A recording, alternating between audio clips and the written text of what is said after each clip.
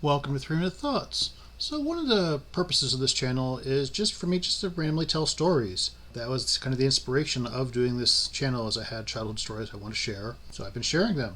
But I don't feel that I'm usually a storyteller. I mean, in this context I am, and if I'm doing a role-playing game, I like being the GM storyteller in charge of the thing. That's a whole other story. But when I'm with other people, like in social gatherings, I'm not sharing stories. Just not something I do. If I'm with my family, yeah, sure, we'll share some stories every so often. Or if something makes a comment and it reminds me of an incident, then I'll share a story then. But it's not a regular occurrence. So what I'm doing here is stretching my own boundaries, trying things that I don't do with other people. But I do come from a family of storytellers. My mom loved telling stories.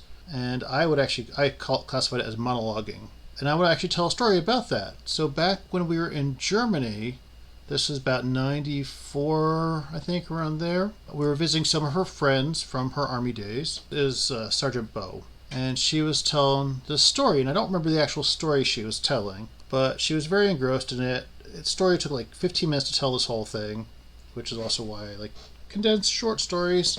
So she spent this whole 15 minutes telling this whole story. And as soon as she finished, she just started back up again from the beginning. And about a minute into it, I'm like, it was a monologue. It was exactly verbatim said the same way. And I'm thinking, that's not healthy, because we're just nobodies who are an audience. It's not a way to do conversations. It's not a way to do social interactions.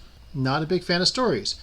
But in this situation, where I'm talking with you, we can't actually have a conversation. We can't have social interactions. So that's why I feel more comfortable, I guess, telling these stories.